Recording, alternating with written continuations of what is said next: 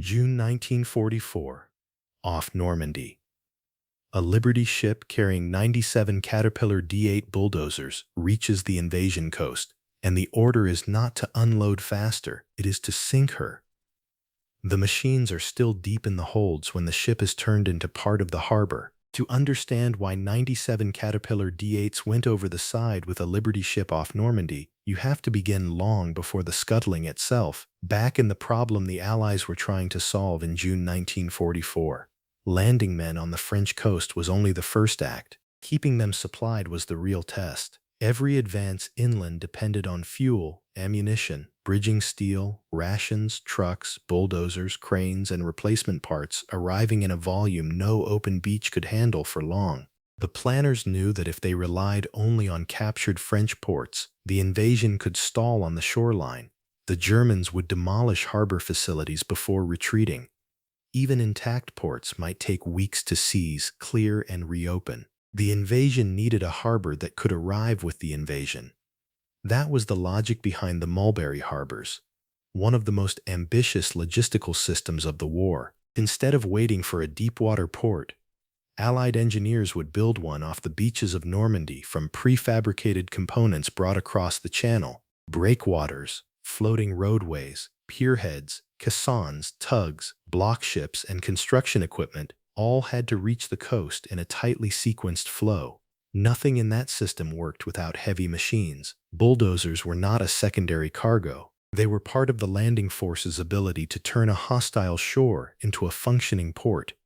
Among the most important machines in that effort was the Caterpillar D8. In 1944, the D8 was already a proven heavy crawler tractor, large enough to push wreckage, cut exits through shingle and sand, drag loads, shape embankments, and work under the punishing conditions of fresh amphibious landings.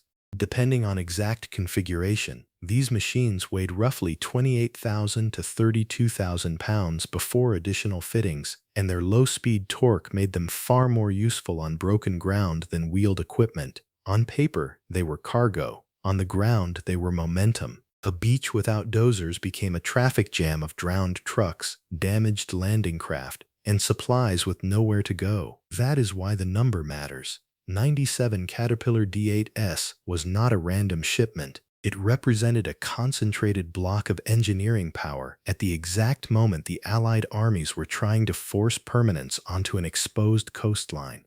A single D8 could clear obstacles or shape an approach road. 97 of them could transform entire sectors of beach maintenance, depot construction, road grading, salvage zones, and harbor support. Losing that many at once was not just a shipping mishap, it was the loss of time, tonnage handling, and beach organization in the middle of the largest amphibious operation in history. The ship carrying them was a Liberty ship, one of the standardized cargo vessels that underpinned Allied ocean logistics. Liberty ships were not elegant, but they were exactly what the war required: fast to build, simple to operate, and capable of hauling large mixed cargoes across dangerous water. At roughly 441 feet long, with a deadweight capacity of around 10,000 tons, they became the workhorses of Allied sea lift. They carried everything from locomotives to ammunition to trucks and heavy tractors. Their importance was so great that the war at sea became, in part, a war over whether Liberty ships could keep arriving faster than submarines and aircraft could destroy them. But Normandy introduced a different problem. Near the invasion beaches, some ships were valuable not only for what they carried, but for what they could become after unloading. The Allies needed improvised shelter from wind and swell while the artificial harbors took shape. One answer was to sink old or expendable ships in deliberate lines to form breakwaters. These block ships helped create calmer water behind them, reducing surf and giving landing craft and small vessels a better chance to unload. Mechanically, the idea was simple. Operationally, it was brutal. A ship selected for scuttling had to be placed in the right position, stripped of what could still be used, and then sent to the bottom on purpose, often under pressure, often with priorities shifting by the hour. That is where the central question begins. If a Liberty ship off Normandy still held 97 Caterpillar D8s, Why were they not all removed before the vessel was sunk? The answer was not a mystery of carelessness. It was a collision of timing, cargo geometry, beach congestion, naval priorities, and the physical difficulty of unloading very heavy machines in a combat theater that was still improvising its own port. On paper, unloading a bulldozer sounds straightforward. In practice, each tractor had to be reached in the hold, rigged correctly, lifted by ship gear or external cranes, transferred to lighterage or landing craft, and then brought ashore through surf, tides, and congestion. Any interruption in that chain could stop the whole process. Now add Normandy conditions. The beaches were crowded with wrecked craft, damaged vehicles, ammunition dumps, engineer stores, and incoming waves of men and materiel. Weather in the channel could shut down handling plans quickly. Tidal range changed working windows. Enemy action remained a factor. Ships could not always wait indefinitely offshore while difficult cargo was teased out of deep holds. And once a vessel had been assigned for blockship duty, its value could shift from transport to harbor infrastructure. At that point, every hour spent trying to save cargo had to be measured against the larger need to create protected water for thousands of tons still coming behind it. The D8s themselves made the problem worse. These were not crates or pallets that could be stripped out in a rush. A bulldozer is awkward cargo, dense, high value, hard to sling, and dangerous to mishandle. Heavy tractors packed into wartime holds were loaded for ocean movement, not for easy emergency extraction under invasion pressure. If access was blocked by other cargo, damaged rigging, shifting loads, or structural limits in the hold, recovery speed could collapse. The machine was fighting physics, not just delay, so by the time the decision closed in, the issue was no longer simply whether the D8s were useful. Their usefulness was obvious. The real question was whether the ship itself was now more urgently needed on the bottom than the tractors were needed on shore. That is the kind of wartime calculation that sounds impossible until the logistical situation forces it.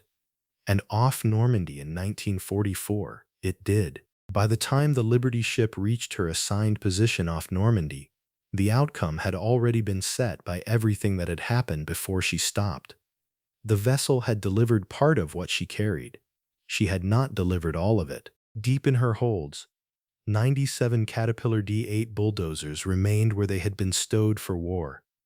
What happened next was not a dramatic accident at sea. It was a deliberate sacrifice inside a logistical emergency. The final approach to the blockship line was slow. Tugs, pilots, naval control craft, and engineer planners were trying to build shelter out of steel hulls before weather or enemy action could break the schedule apart. The Mulberry system depended on calm water behind an improvised barrier. Without that barrier, unloading rates fell, lighterage suffered, and the entire beach maintenance cycle became more exposed to swell and surf. The ship was no longer being judged only as cargo transport. It was being judged as a unit of harbor construction. That change in role is the key to the entire story. A Liberty ship of roughly 7,000 to 10,000 tons displacement, once flooded and settled in controlled water, could become instant mass in the breakwater line. Not elegance, not permanence, mass, steel hull, machinery spaces, cargo volume, and deadweight all turned into wave resistance. One sunk ship could not make a harbor, but lines of them, placed correctly, could reduce water motion enough for the next layer of construction to survive. The breakwater was not optional decoration. It was the condition that allowed everything else to happen. Mechanically, scuttling a loaded ship was a brutal equation. Sea valves could be opened, charges could be placed, internal flooding could be accelerated, but the vessel had to settle where planners needed her. Not drift, not roll unpredictably, not obstruct the wrong channel.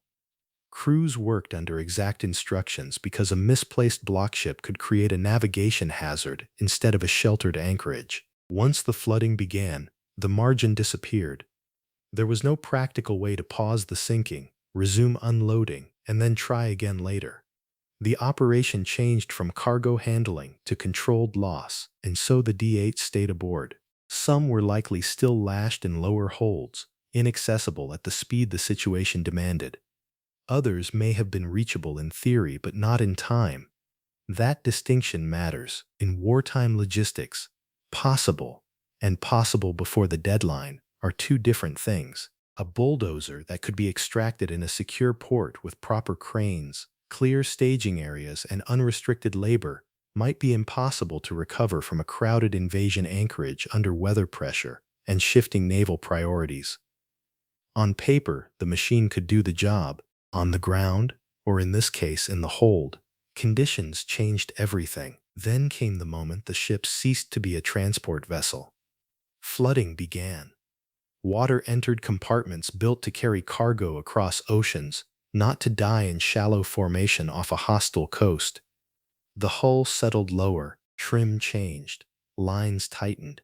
Men aboard would have felt it first through the deck before they saw it in the sea. The slow, unnatural heaviness of a ship being told to stop being a ship. Steel groaned. Internal spaces that had carried engines, crates, and tractors began filling with channel water. The D8s, each weighing around 14 to 16 tons depending on configuration, became fixed ballast inside the sinking structure. That weight affected the settlement. Heavy tractors low in the ship helped keep mass down in the hull as flooding progressed. They were not placed there for scuttling, but once left aboard, they became part of the ship's final behavior. The machine cargo that had failed to reach the beach now helped pin the vessel to the seabed. Mechanically, the problem was no longer recovery. It was stability, placement, and completion of the breakwater line. As the Liberty ship went down, the 97 D8s went with her. Not one dramatic plunge. Not one clean cinematic drop. More likely a controlled settling. The hull lowering into position as water displaced air and the seabed came up to meet her. Above the surface, the ship's silhouette changed from cargo carrier to obstruction. Below it, row after row of bulldozers remained inside a steel shell that had become part of the harbor itself. Machines built to shape ground were now trapped under salt water, entombed inside the very infrastructure meant to support the invasion. The consequence was immediate and long-term at the same time. Immediately, the Allies gained one more section of sheltered water. That mattered. Every protected anchorage increased the survival of landing craft, improved unloading rhythm, and reduced chaos along the beaches. In the first weeks after D-Day, logistics was not abstract. It was measured in whether trucks could roll, whether ammunition stayed dry, whether fuel drums reached dumps, whether damaged craft could be handled before the next tide. If sinking that ship helped stabilize even a fraction of that flow, the decision made operational sense, but the loss was real. 97 Caterpillar D8s represented an extraordinary concentration of engineering capability. Those tractors could have graded exits, moved wreckage, shaped depots, cut drainage, assisted salvage, and supported road construction across the lodgment. Replacing them was not impossible, but replacement meant more ships, more loading schedules, more channel crossings, more delay. In a campaign defined by momentum, delay had weight. The reason this story still matters is that it reveals what Allied logistics actually looked like under pressure. Not smooth abundance, not infinite equipment, choice under compression. One asset sacrificed to protect the arrival of many others. One ship turned from transport into harbor wall before all of its value as cargo could be realized.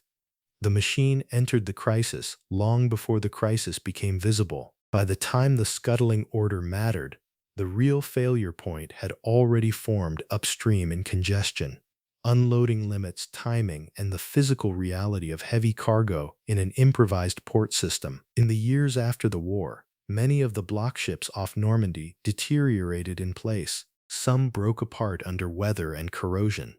Some remained visible for decades at low tide, dark fragments of the artificial harbor still interrupting the waterline. Inside one of those sacrificed hulls, or beneath its collapse, the D8s would have remained for a time as well, coated first in oil and silt, then in corrosion, marine growth, and structural debris. Salt water would have moved quickly against exposed steel, wiring, bearings, and fuel systems.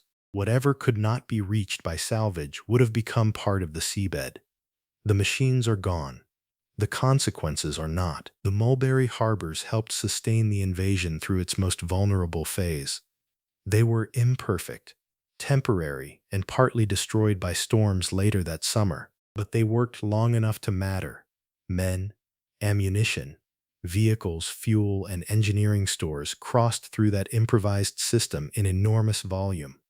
The campaign moved inland because the shoreline did not collapse into paralysis. Somewhere inside that achievement is the loss of those 97 Caterpillar D8s, not as a footnote, but as a measure of what the Allies were willing to spend to keep the invasion alive. That is why this machine story belongs to Normandy, not because the bulldozers reached the beach and transformed it, but because they did not, because they were valuable enough to matter and expendable enough to lose when the larger system demanded it. Steel, timing, tide, and war made the decision, and once the ship settled into the breakwater line, there was no bringing them back.